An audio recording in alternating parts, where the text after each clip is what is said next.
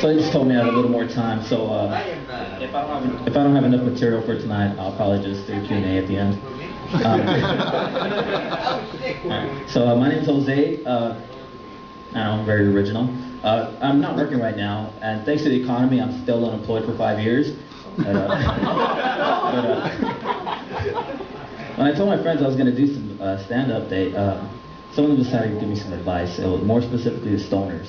What they told me was, before you do your set, why don't you go ahead and smoke a little, so you can write your material so people will laugh at you more. But the thing is, I don't smoke, so, and I realized that they got their formula wrong. The way it is, it's like, I'll write my material, and then I'll come up on stage, and then the audience, that's you guys, you go and step outside, have a little smoke, come back, and hopefully we can all have a good time. Except for me right now.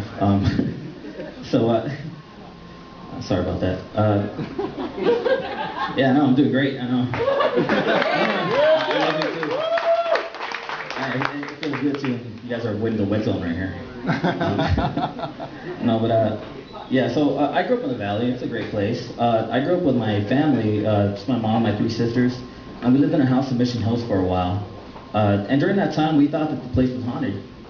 But I still kind of think that. But I realized that maybe it wasn't that, because I thought of a new theory recently.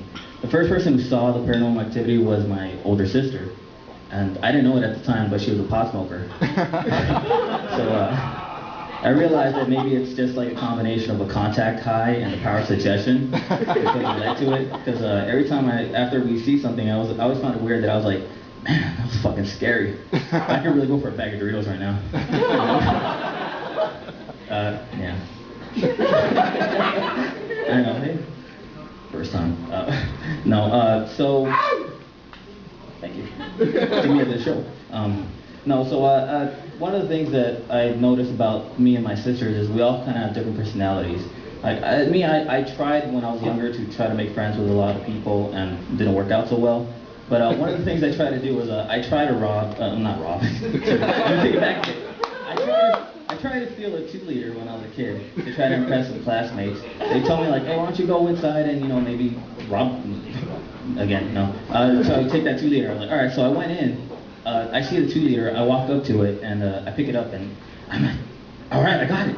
I stole it. And I started celebrating and started cheering. But then I realized I'm still in the store. So really, the only thing I managed to accomplish was get the attention of the clerk. So he chased me down. I probably got about 2 feet outside when he pulled me back in. And my mom made me go back in the next day and apologize, which is pretty bad. Yeah. I wonder where my mom is tonight. I learned a very important lesson that night. That lesson was don't steal things yourself. So I had a niece. A cousin. She was 5 years old at the time, so she didn't understand the concept of theft. And we would take her with us to the convenience store down the street. And when we would pick things from the top shelf, she would be pocketing things from the bottom shelf. No, don't worry, she got a cut at the end. We're big thrifty shoppers, if anything. We saw this economic depression coming from a mile away, so we were prepared. Yeah. So. I know there's a whole chunk of this material that I just completely skimmed over, but don't worry, it'll come to me. I think I do all right in awkward situations. There was this one time between me and my cousin. He's a cool guy, we were kind of cool growing up, but things got awkward between us, especially one night, because we had to share a bed. And things can get pretty awkward between 2 people, especially when one of them has a wet dream while the other one's still awake. It was bad. Well, not for me because I was asleep, but just kidding. I wasn't asleep. It was a weird night. No, but and another thing, I noticed something about the Valley when you talk to people who come from outside the Valley. They only really know it for a few things, mostly the porn and the prostitution on Sepulveda. This guy knows what I'm talking about. I like your date. I'm just kidding, he's a lovely man. Thank you. I'll see you too. I never really saw any of that growing up. I think it's because I was always inside myself. I never noticed the things going on outside. I was always inside my head, and that's why I allow people like that to influence me, to steal and stuff like that.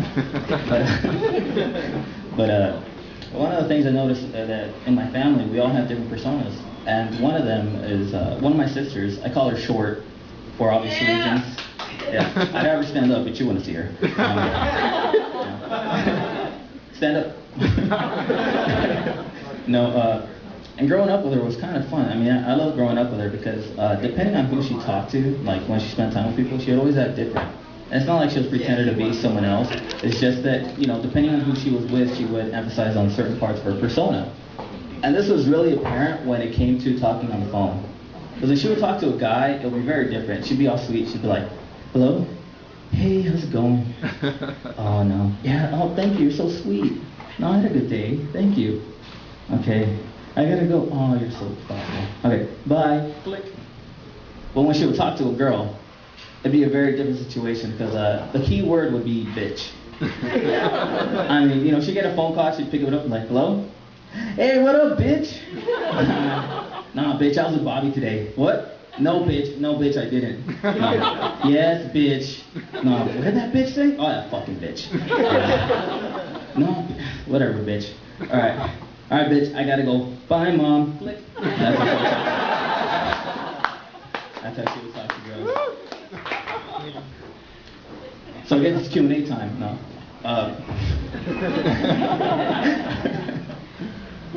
It seems I didn't come too prepared tonight, so I think I'm gonna do some improvising. You're doing good. Don't worry. Yeah. Okay.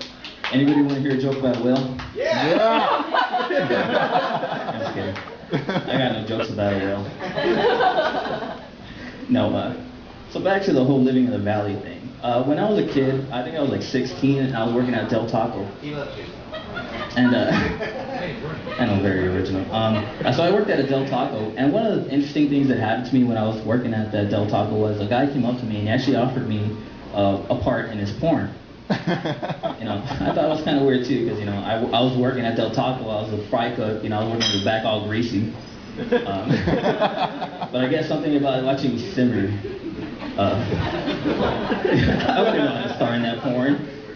Just walk up to him and like, yeah, this grill isn't the only thing that sizzles. I'm just kidding, I do sizzle. No, actually, I really didn't know that much about doing stand-up, so I tried to watch some other comedians, and I realized that a lot of them, they kind of have the same formula, and then I realized I don't. The best thing about me is I know how to tell stories, and I can just kind of make it up on the fly, even if it's not true, like that. I know, wow, I'm pretty amazing. No, I see the light. It's my warning sign. So I'm 25 right now, and I've been married for 2 years now. And a lot of people kind of, I know, she's here tonight. Tell her that. Remind her why she's with me, because I can't think of a reason right now. No, so I've been married for 2 years, so that means I got married when I was 23. But the thing is, when we got married, we got a lot of criticism from people. And mostly it was like, you guys got married? That's gonna complicate things so much, you know, legally. You have to do your taxes together and do all this stuff. But the more that I got that, the more I realized that we get less respect, or we get, people find it more accepting for people to get pregnant early than they do for people to get married early. And I didn't really understand that because, you know, if people start having kids early, fine, you know, some people, that's an extra responsibility, but that's a fucking life. And when you get married, you know, the most you get is 2 cats, somewhere, you know, for a while. But if you get a divorce, it's like, what are you gonna do? All right, you can have 1 cat, I'll have the other one. No, she could have both of them. You know, they're cats. I love them and all, but they're cats. All right, guys, that's my time. I'm gonna get out of here. Thank you very much for laughing.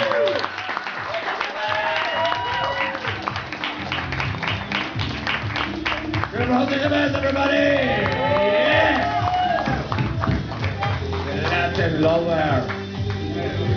I love the Latino. Any Latinos here tonight? Where the Latinos at? Let's hear it. Yes. I love it. I love the people. I do. Such a great people.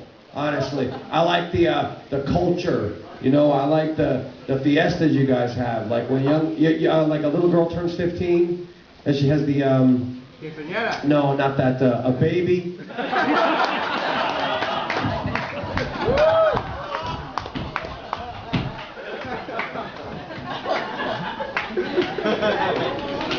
One more time for Jose. Come on, let's hear it.